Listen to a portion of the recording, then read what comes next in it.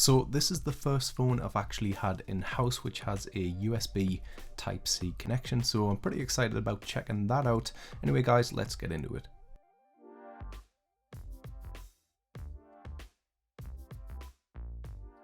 Okay, so in the box they do of course give you some information in the form of paperwork there, one USB Type-C cable, as well as an adapter which actually has the cable attached hardwired to it. Unfortunately there's no sign of any headphones, so that is a bit of a disappointment. So on the front we do have a secondary camera which has 5 megapixels and can shoot video in 1080p. So as for the display, we've got an AMOLED capacitive touchscreen with 16 million colours, 5.2 inches in size, a resolution of 1440 by 2560 pixels with a pixel density of 564. It does of course have Corning Gorilla Glass 3 as well. As for your primary camera, it's 20 megapixels with Carl Zeiss optics, OIS, autofocus, triple LED RGB flash, and of course it can shoot video at 2160p at 30 FPS.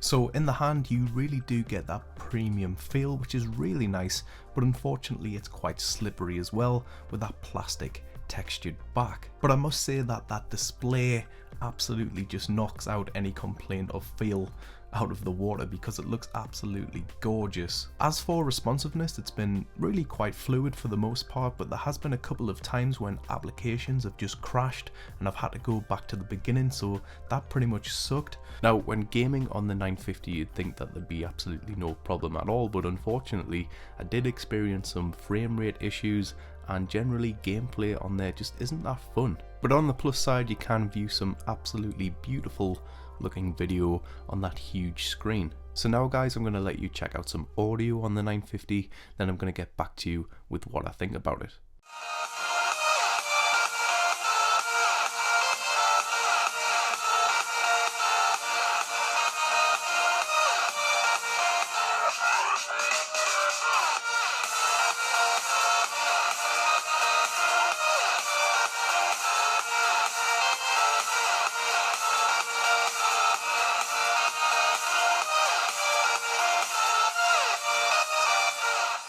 So as you can probably tell, the audio quality isn't that good for the price you're going to be paying for this phone.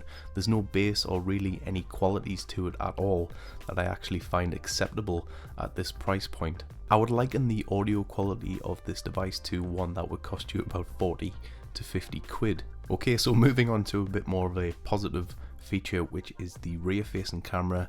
Honestly, the images you can get out of this device are absolutely excellent. The amount of detail just looks absolutely beautiful, and I'm a big fan of the camera. The front facing camera does a pretty good job too, shooting video in 1080p at 30 FPS when the light is right anyway. Moving on to the video capability, of course it can shoot video in 4K, but I just opted for 1080p 30 FPS. Of course you could move that up to 60 FPS.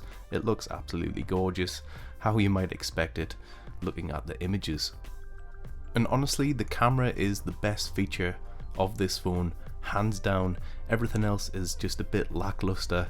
Unfortunately, the battery life will last you a day if you're lucky. Call quality is pretty good, but on the whole the camera is the thing that would sell me on the phone. But unfortunately I'm not really invested in the Microsoft universe, but if you are, this would be a really good option for you. But for everybody else who's coming from iOS and Android, honestly, if you bought this phone you'd be so disappointed with the lack of apps.